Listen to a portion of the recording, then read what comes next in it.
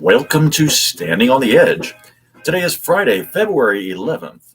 Today we'll be talking about why are you here on the edge of the coin. And we also have the topic of stay humble during Think Like the Rich. Today's personal story will be learn from every lesson. Finally, as always, we'll finish off the show with what would happen if. And by the way, if you like the content presented here and in other videos of mine, do me a favor and hit that thumbs up or that like button and then subscribe to the channel so you can ensure that Facebook and YouTube keeps me around for a while. You are listening to Standing on the Edge. When we come back, it's time for the edge of the coin.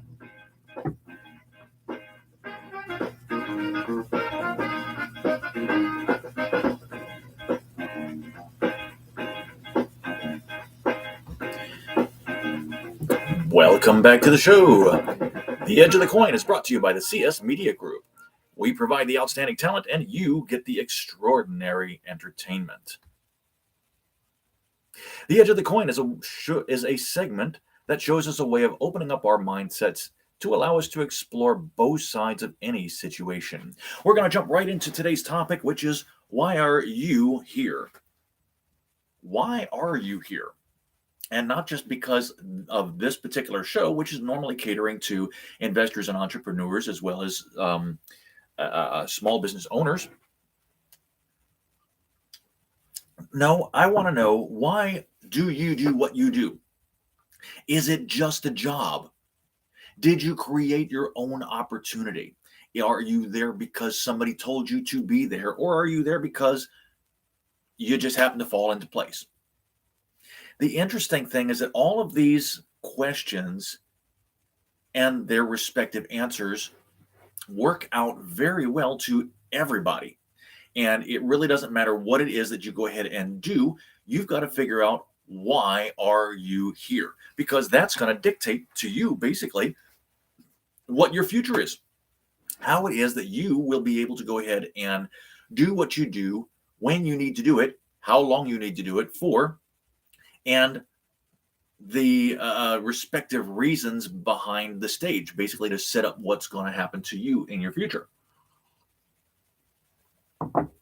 Now, what brought this on was basically last night. Now, for most of you that know that I've been doing this particular show for many, many months now, almost 2 years actually in doing this, you will have realized over the course of those many months that I like to go ahead and take events from my own life. That's the best way to go ahead and give you examples anyways, what happens in my own life. And then you can go ahead and either take those examples and put them into your own life. You can introduce them into your own future. You can go ahead and take, make sure that you learn from my mistakes and don't do it for yourself. Okay. But in addition to these videos that I go ahead and make for you as a public service, I go ahead and do basically the same thing. And I learn from my own lessons by repeating them to you while you're doing this. But I'm also a DJ and an MC and a host for trivia and several other things that I put together in my own entertainment company called DJR Services, or excuse me, DJR Enterprises. And if you're interested in getting hold of me, you can find out a little bit later on in the show how to go ahead and do that. But DJR Enterprises, I go ahead and host team trivia a lot of times, basically 4 to 5 nights a week at different restaurants around the city here in Atlanta, especially the north side. But last night, I happened to be at a place where I was doing my trivia and came across the one thing that really, really, really had to go ahead and be a thorn in my side, so to speak. And it's going to be true of every single person that has a job, period, or even is alive, period. It's going to come up sooner or later. And that was a critic. Somebody who criticized the way that I did things. And I know they did it. I know they did it to try to make their own example, or excuse me, their own participation more enjoyable. And that's great. That's perfectly fine. I've just got to remember that when they do it in that particular way, it does not necessarily mean it's a criticism against me personally. But of course, the first thing that I did was think, why the heck are you going ahead and criticizing me? Why are you the one telling me what I need to be doing? Why is it that you can't just go with what I've been doing for so many years and I know how to take care of things and just have fun? Why? Why do you have to be in my grill, in my face, in whatever it is that you're doing, and let me have a horrible night in doing so? And I had literally had to stop and think, wait a second now, why am I here? Why am I doing this that I'm at? Why am I hosting team trivia? Why am I at this particular restaurant hosting team trivia? And why do I host team trivia the way that I do? And I had to think about that for a few minutes on the way home. Thankfully, I had a 45-minute drive home, so I was able to go ahead and think quite a bit of time on doing so. And I came to the conclusion that, first and foremost, I was not there to have fun. That was a byproduct. I was not there to enjoy the music that I play. That was a byproduct. I was not there to go ahead and play a game or host a game. That was the result in doing so. And all of these things came together as one big result in doing so. The reason that I was where I was, doing what I do best in the way that I know how best to do, was because I was the attention getter. I was drawing the attention of the crowd and helping them to enjoy their evening so that the restaurant that I was at would get better clientele, would get more clientele, would be able to service those clientele quicker, easier, and more efficiently than if they had to go out and try to advertise on their own services and advertise the fact that they were a restaurant and that they had their own great food and so on and so forth. No, I was the draw. I was the attention the attention getter that allowed people to come in and do and realize just what great food they had and the open, spacious floor plan that they had to be able to go ahead and do so, to be able to get people around, and the fact that they could go ahead and see the open kitchen and smell the delicious food that was being cooked at that particular time, and at the same time have a great, great experience in playing a game while they were out having a fun family event to enjoy. That was why I was there. It had nothing to do with the fact that I was playing all kinds of different music. That was pleasurable. That was pleasant. It had nothing to do with the fact that I was hosting trivia. It had nothing to do with the fact that I was there enjoying myself at the same time. None of that mattered. It was not about me. And I have to go ahead and state that because basically everything for today's show is going to go ahead and wrap around that particular example, okay? Or at least to go ahead and give you several stories in that respect in doing so. But when you're doing something, it doesn't matter whether you are alive. It doesn't matter whether you are dead. It doesn't matter whether you are speaking or not speaking. It doesn't matter whether you are playing music or not playing music. It doesn't matter whether you are dressed up or not dressed up. It doesn't matter. It's not about you. Now, the things that you do will either add to the experience or detract from the experience. So you have to remember that. But it is not about you. It is about the people you are in front of. Who are your audience? Why are you there? Are you there for that particular audience, or is there a deeper meaning? You're there to bring the audience to somebody else. And that right there is the biggest question you have to go ahead and answer for yourself, no matter what you do. If you are in a sales position of any kind, it doesn't matter whether you're in customer service, whether you're in outside sales, whether you're in inside sales, whether you are the owner trying to go ahead and sell yourself to somebody else to be able to let them know just exactly what it is that you do. It doesn't matter if you are a, a representative of the company, such as your accountant, and you have to go ahead and sell somebody else on your services while you're doing it. It doesn't matter what you do in your position, whatever that position might be. You have to answer for yourself, why am I here in front of this particular person in this place and time and presenting myself in the way that I present? That's what you have to figure out. That's what you have to go ahead and answer for yourself. And that's what you have to continue to keep in mind the whole time you are there present at that moment in time. That's what you've got to do. And in doing so, even if you were hired by somebody else to do what it is you're doing, you create your own opportunities to make better opportunities. You create your own opportunities for people to go ahead and broadcast your message, broadcast how much fun they had at your event, to broadcast and extend further on to the fact that they want to see other people come and enjoy what's going on. All of these things are opportunities that you will create for yourself if you do it correctly and if you remember just why you are there. You are not there. I'm going to tell you this right now, straight up, and it doesn't matter how much you disagree with me. It does not matter that you are not there to collect money. No, that again is a byproduct. If you need to earn a living, that's great.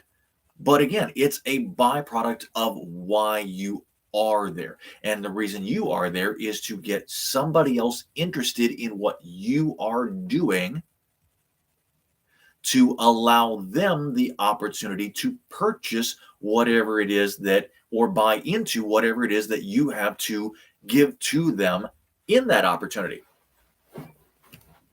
And if they buy into it, then they can either pay you money or they can go ahead and bring other people in to allow the same experience to other people.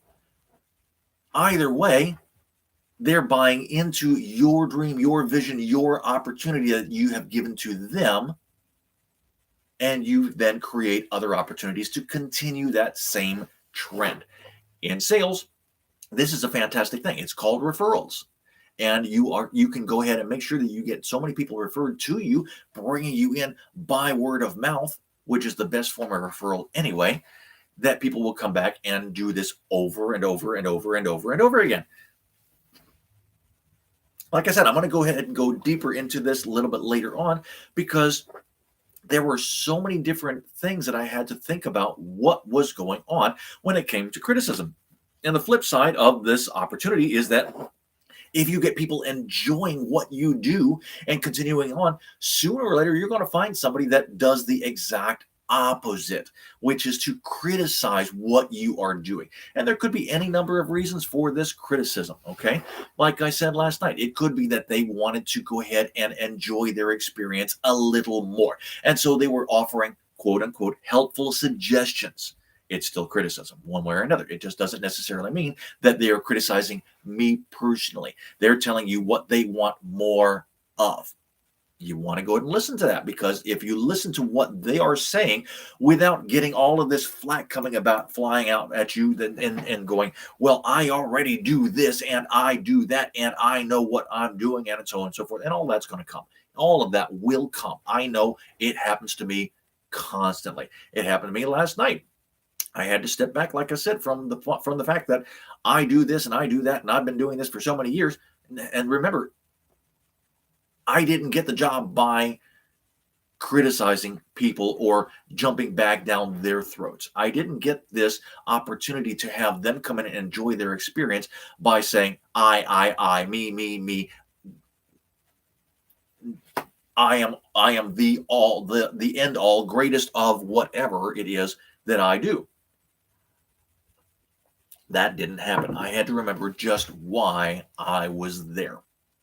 And once I did that, then I was able to see beyond the criticism, so to speak, and continue on doing what I was doing the way I knew how to go ahead and do it, and still be able to realize that they wanted to go ahead and just give me their point of view. And if I listen to that often enough, then I can go ahead and incorporate what it is that they want into my setting, and that will allow them to go ahead and continue doing what I'm doing. Now, like I said, the flip side, of course, is the criticism, because you don't want the criticism to control what it is that you do. In other words, if I had said, oh, okay, I need to go ahead and do more of that, and I'm going to go ahead and change that right now and do 100% of just that one thing, that's not a good thing, because now you are letting your audience dictate what you do and how often you do it, and you will 100% of the time lose some of your audience in doing so. If you don't do anything of what they do or what they suggest or tell you to that needs to be done more of, then yes, you run the risk of losing again some of the audience. Here's a key point to remember, though,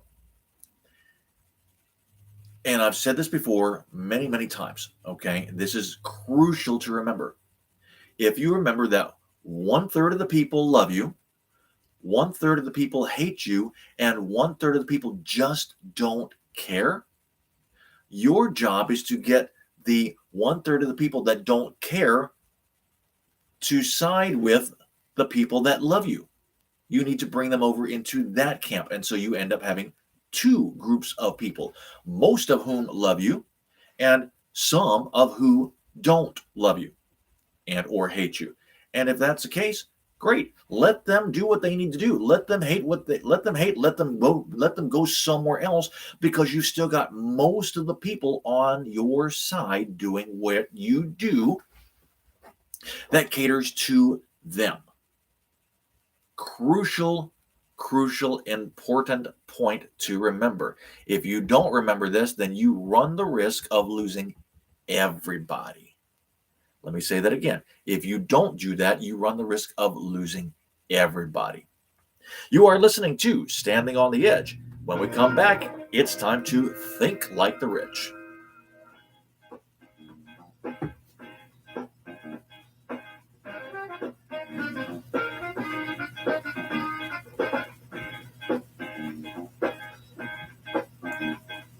Welcome back to the show.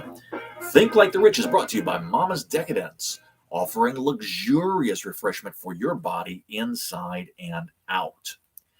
You need to treat your body and that of your lover, because Valentine's Day is coming up very, very, very quickly. You need to treat your body and that of your lover to a bit of luxury from Mama's. You can find out what's available by emailing Heather at mamasdecadence@gmail.com. Think Like the Rich is a segment designed to help everyone think past their circumstances and encourage a different course of action. Today's topic is stay humble. Stay humble. This is probably the most important point that I can go ahead and tell you for anything that you do in your life.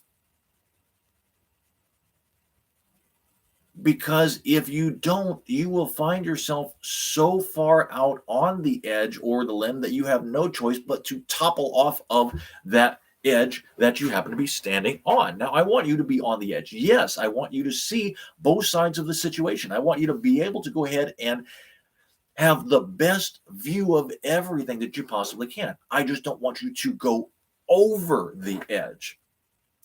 Because if you go over the edge, out of control, then you are very quickly going to get hurt most of the time. You're very quickly going to go ahead and get hurt most of the time.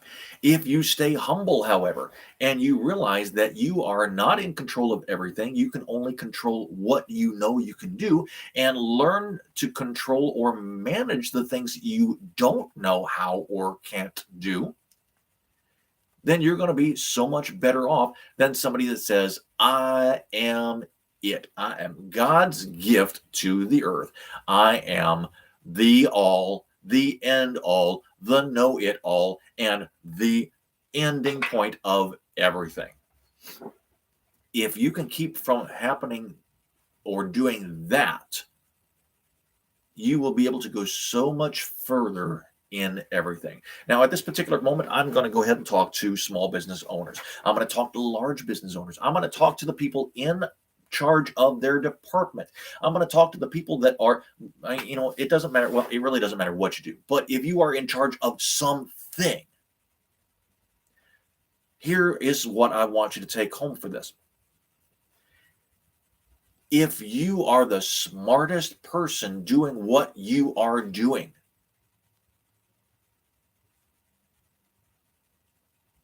and it does not involve being a specialist for somebody else, then you are not in your best position.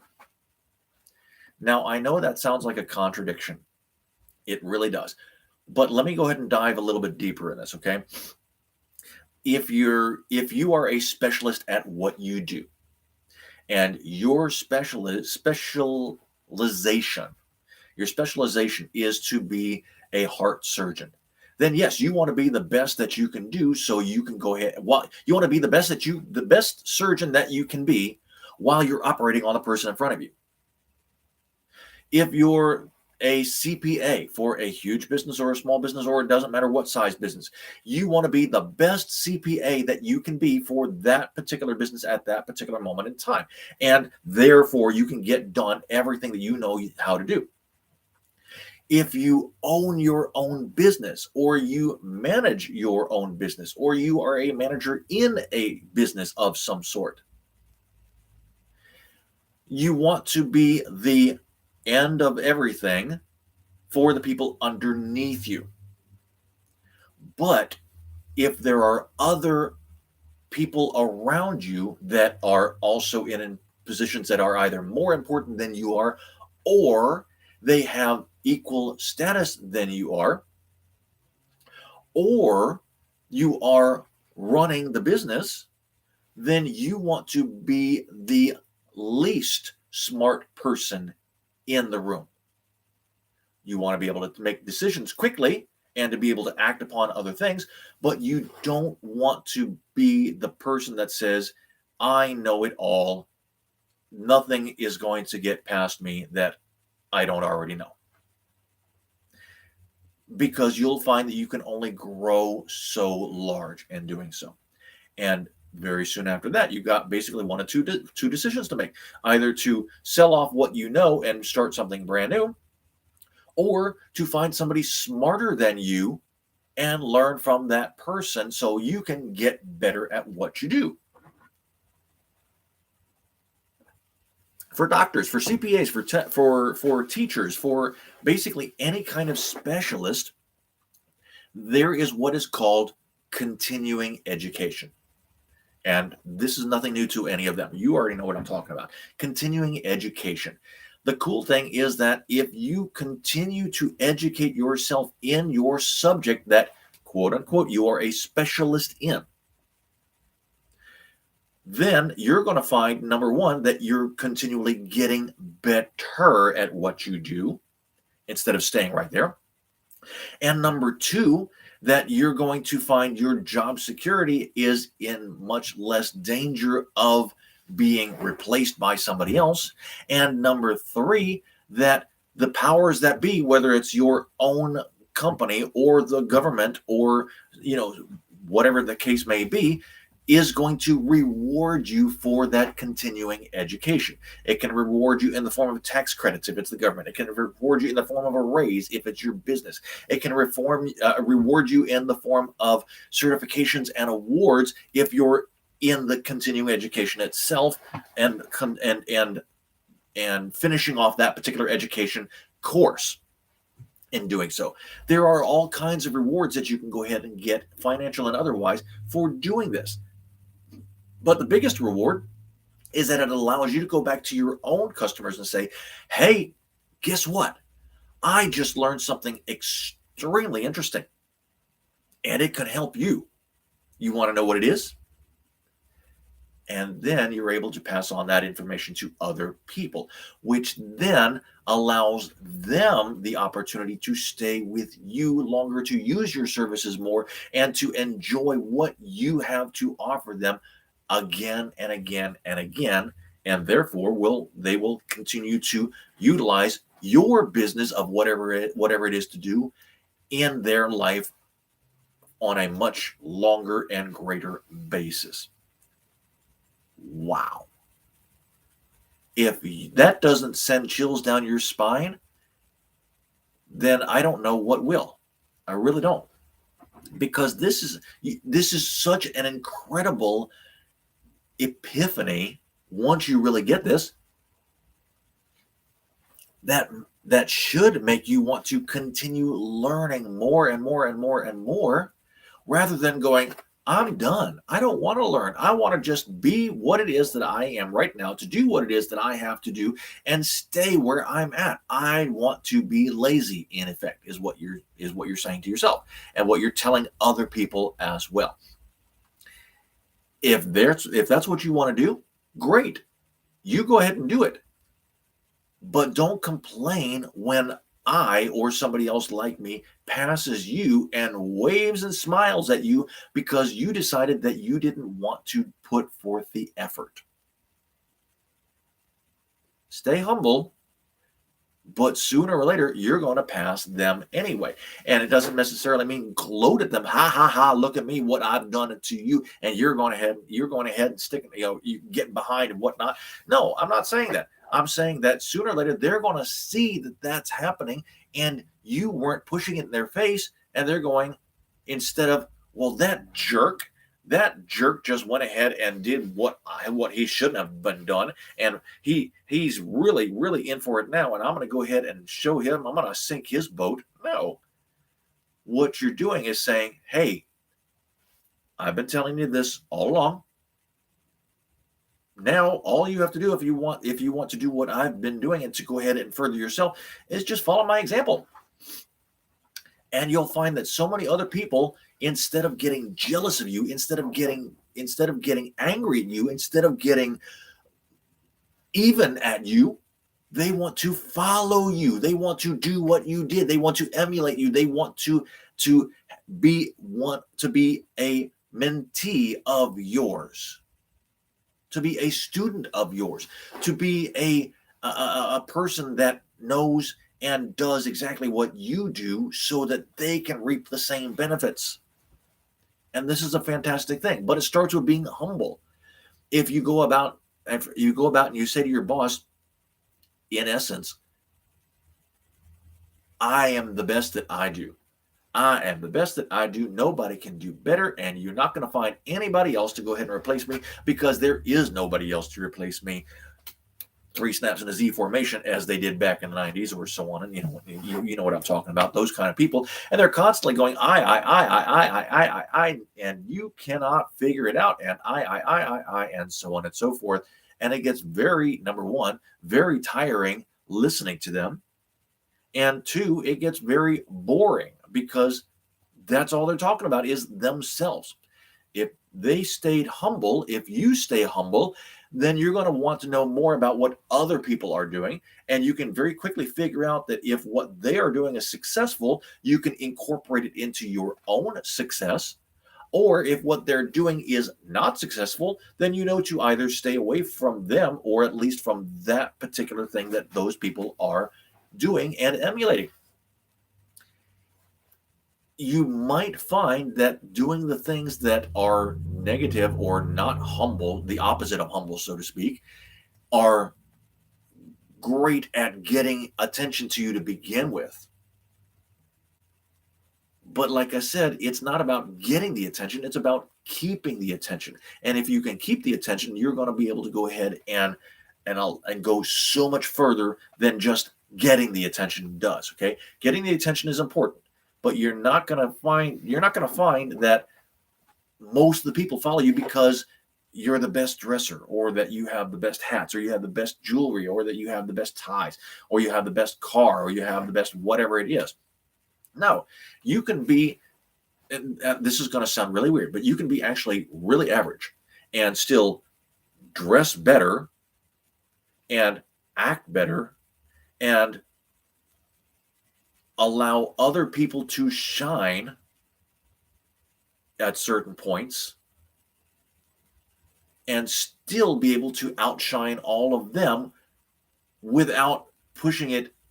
I'm in your face. I'm in your face. I'm going to be right there. I am doing what it is that needs to be done. Look at me. Love me.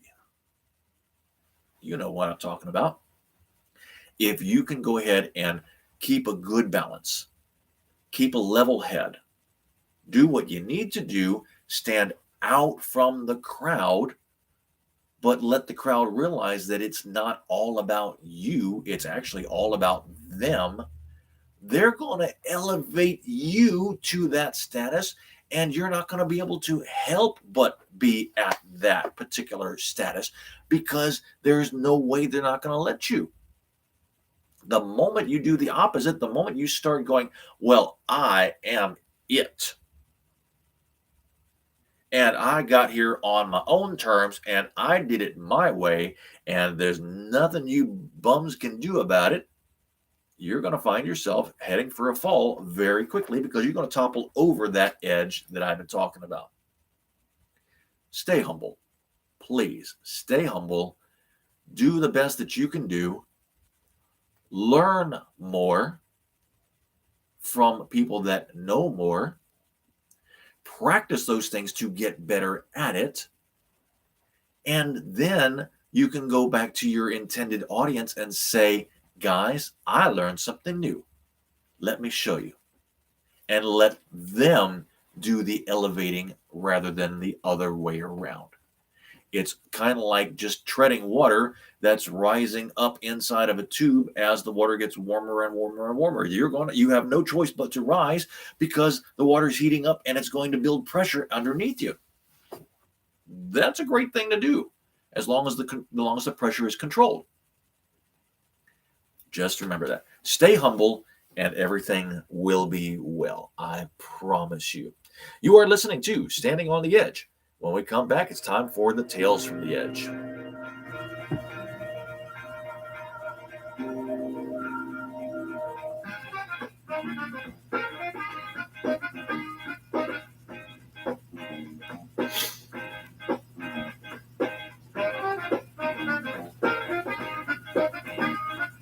Welcome back to the show.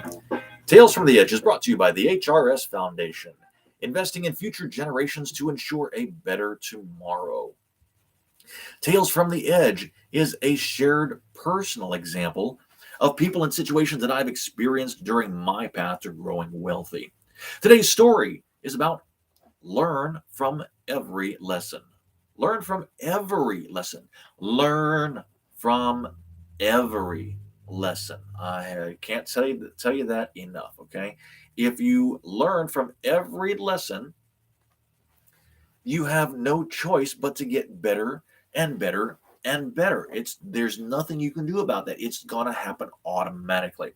Now, let me go back to what I was talking about in the first segment of today's show, which was talking about when I was talking about this criticism that I was getting.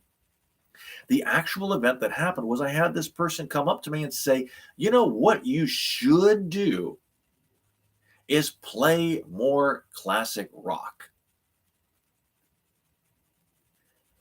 And I looked at this person, and the first thing that went into my mind was, be gone before a house falls on you too.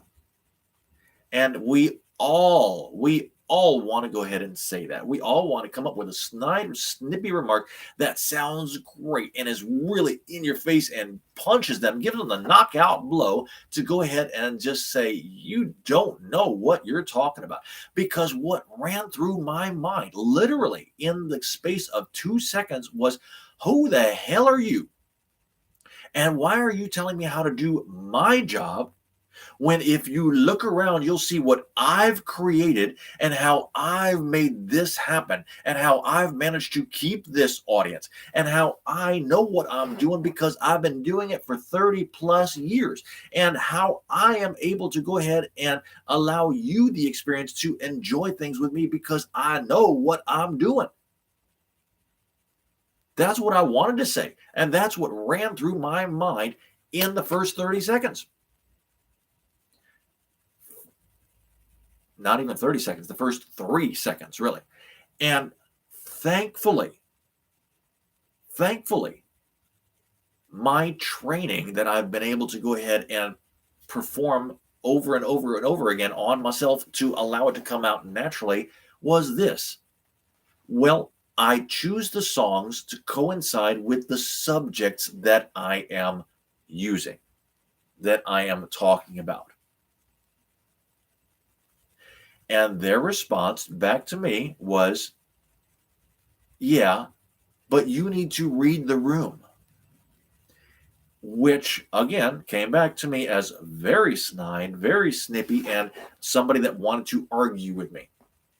And once again, the first 2 seconds, I started to get huffy inside, and I'm going, have you been a DJ for 30 plus years? Have you been up in front of other people and doing what I do? Have you been able to go ahead and start with a crowd of 7 people, literally 7 people, and build it to what you have here tonight, which is 70 plus people? And have you been able to go ahead and do what I do? Instead, again, I had to take a deep breath and I responded with my training that I placed upon myself. And that was the reason I do what I do is because I read the crowd. I don't focus on just one style or one type of music because only one group of people enjoy that style of music. And the only thing that she could come back with was, I'm just saying. And that word right, that phrase right there, I'm just saying, is probably, in my opinion, the biggest slap that anybody can try to deliver. I'm just saying. Don't let that get under your belt. Don't let that get you hot under the collar. I'm just saying. What it really means is this. I have said my piece. What you do with it is up to you. I have said what I think. What you do with it is up to you. You can choose to get angry and let it affect your night. You can choose to ignore it and go on with what you were doing. You can choose to go ahead and act on that phrase or saying and get better or get worse depending on the situation. Those are pretty much your 3 options right there. But the one thing you cannot do is let it show. You can't let it show because then that person realizes that they have just been given 100% of your power.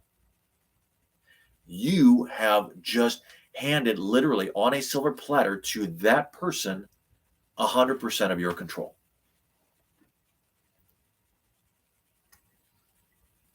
You don't even necessarily have to thank them for their input. As long as you acknowledge what they're talking about and then do what needs to get done. So the way the whole thing went, and it was literally less than 10 seconds of dialogue, was that this person came up to me and said, you know what you should do is play more classic rock and roll. And I looked at that person for a second and said, I try to go ahead and coincide to coincide the music with the concepts or the subject matter that's going on at that particular time. And then the other person said, yeah, but you need to read the room. That's all I'm saying. Literally, it took that amount of time. And it took me 45 minutes later on to go through all of that 10 seconds and come up with the fact that I did it right. I was able to go ahead and to appease that person because I acknowledged what they were saying. I said the reason that I do what I do, and they went off and were pleased.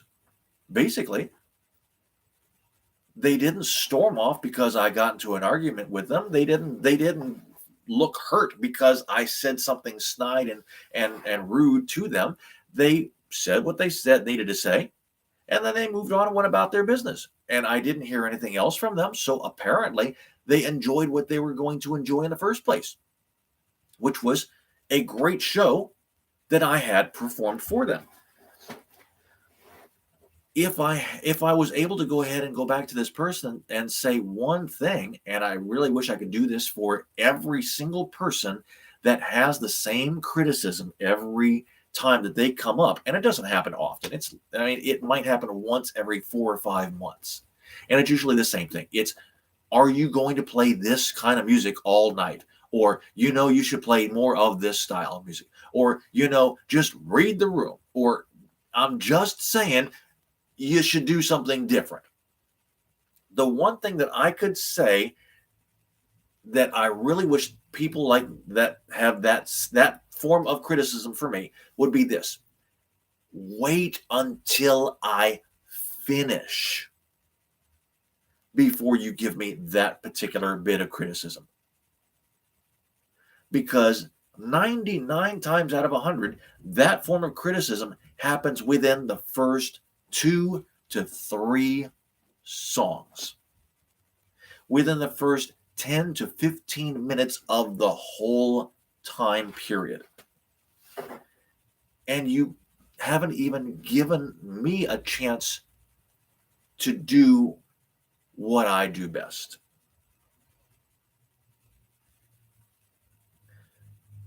Years ago, when I worked on the ship, I worked for Royal Caribbean Cruise Lines, for those of you that don't know, and I hosted all the activities. And I had a person come up that was a heckler. I was still pretty new to what was going on. And unfortunately, to that particular person, even though I was up in front of the room performing for their benefit, for them to allow them to enjoy the experience that they had already paid for, I let this one person get to me. I let this one person get under my skin. And I came back with a snide remark. And I said something like to the effect of, hey, I don't come up to the drive-thru at the Burger King where you work and do this to you. Can you let me finish? And I lost 100% respect in that moment. And not just for that moment, for the rest of the week, I lost respect from everybody. In addition, I know there were some people, and probably a lot of people, that heard me say that then every time they saw me beyond that, turned to the person next to them and said, hey, this person is rude. This person will go ahead and say whatever he thinks and it doesn't matter why you're there. He's gonna go ahead and speak up in something rude. And very likely that one item went beyond that cruise. And it wasn't that they had a fabulous time. It wasn't that they were able to go ahead and see some amazing ports. It wasn't that they were able to go ahead and relax so much on this particular vacation, that they were able to go and learn so many new things while they were there. And the food was amazing. It was probably all of that. And this one guy, God, I can't believe what he did on the microphone. Let me tell you about it. That's probably what happened many times. And I regret doing that to the point so that I still remember it years later, nearly 30 years later, I'm remembering this. And I choose to use that as my example to go ahead and remind me that if it ever comes up again, as it will constantly, I have to do something different. And therefore, I can just look at them, acknowledge what they're saying, and continue on. And that allows me to stay in control. It allows them to say their piece, to realize that I understand what it is that they're saying. And both of us go off better than we would have been had we gotten into an argument or been at odds with each other. If you can learn from a lesson like I did, and you can take every opportunity and every lesson, good, bad, and otherwise, and learn from that and incorporate it into your own life, you're going to get better and better and better in life completely 100% of the time. I'm reminded of one of the Matrix movies where Keanu Reeves is talking to one of the elders in the city. And he says, the elder says, well, the reason we have elders is because we've had the experience, and we don't just go ahead and shoot our mouths off saying what comes to our minds first. And Keanu comes back and says something to the effect of, is that the reason that there are no young people on the council? And the elder came back and said, good point. But he didn't really answer the question. He learned, he acknowledged, he went ahead and continued doing what he continued to do. But he also pointed out that the elders don't know everything. They just do what they do. And that's what I want you to understand is I want you, regardless of where you're at in life, what station you're in, what job you are, whether you're a man or a woman or a wannabe, it doesn't matter. If you do what you do to the best of your ability, acknowledge the criticism coming at you, not necessarily as criticism, but as something that they just have to get off their chest, even if it's at the worst possible moment for you. And then either incorporate what they are saying or change to get better, or to throw out that idea without making it a valid point for them, then you are putting yourself in the best situation you can possibly put yourself in every time. Learn from every lesson. That's the best thing you can go ahead and do. If you remember that, you'll be great and well on your way in anything that you happen to do. You are listening to Standing on the Edge. When we come back, it's time to close out the show with What Would Happen If.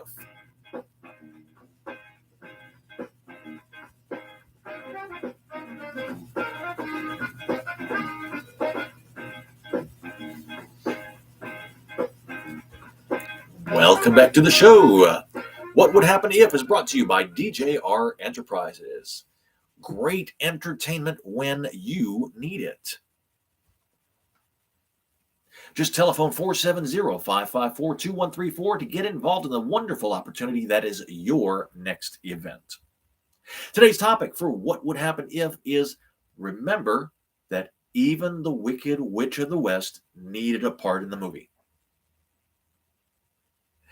I loved coming up with that topic. I did.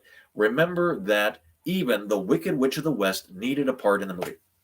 You can't have any kind of scenario in a vacuum. It does not work. It does not work. The only thing that you can do in a vacuum is just observe what is frozen at that particular moment.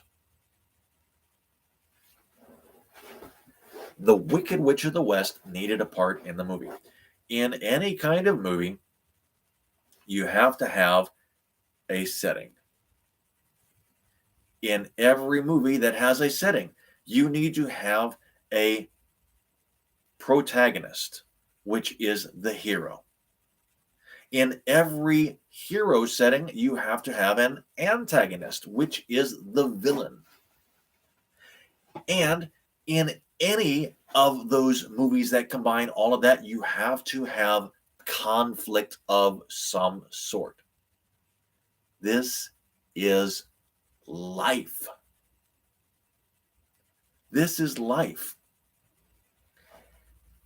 You get to choose in your own life if you're the hero, if you are the villain, if you're going to have conflict or not with the other person, and the setting that it happens in.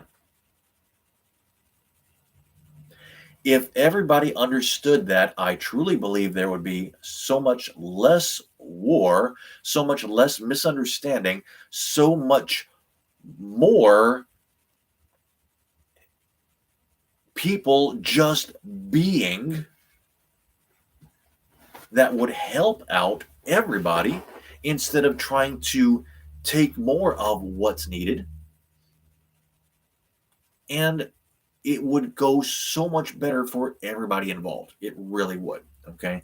I mean, I'm not going to go ahead and tell you right now that this is a Greenpeace movement or it's a uh, um, uh, green event type thing or that it's because of a certain group of people that I am speaking about or that it's I'm make love, not war type of mentality or nothing. No, nothing like that. Okay. What I'm talking about is basically this: you choose what you need to choose. You do what you need to do. Just remember that you cannot do it in a vacuum. You don't only do what you do and affect only yourself.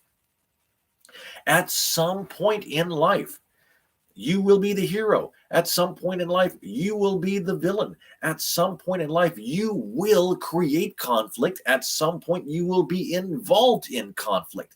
And at some point, you will be somewhere. What would happen if you chose 100% of the time to be in your utopia helping other people by being the hero to them, by being the villain to your own desires that are not helping you get what other people and yourself need, and you choose to go ahead and act upon the heroes aspect, which then gets you so much other things that are great for you, greater respect for you, greater assets for you, greater advantages for you, greater monetary supplements for you, whatever the case may be.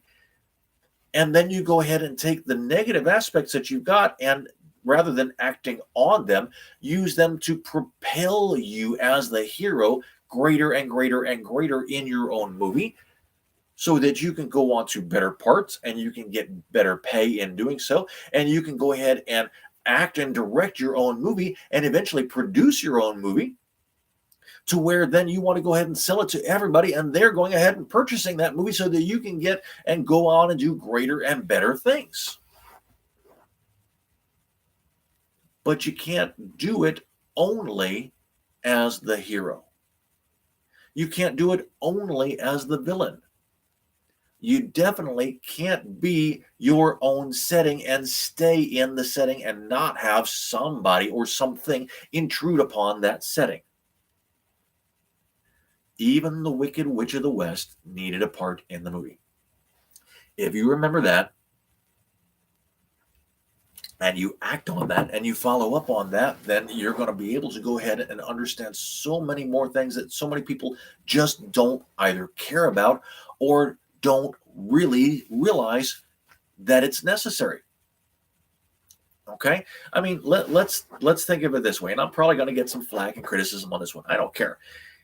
If you as a person choose that what you were born as is not good for you and you decide to change, If you're a man and decide to change into a woman, if you're a woman and decide to change into a man, if you are a a gender fluid person and you keep going flip-flopping back and forth, it doesn't matter, because number one, like I said, you're choosing. Number two, you are acting upon that choice. And number three, you're going to be either the villain or the hero. It doesn't matter. It's going to happen. The possibility or the probability of it not affecting anybody or anything except yourself is zero. The probability of it affecting somebody else is going to be 100%. Therefore, you've got to realize that what your choices do will affect not just your future, but the people around you also. I am not saying, get this straight, I'm not saying don't choose. I want you to choose. But I'm also saying that you need to take responsibility for your choices also.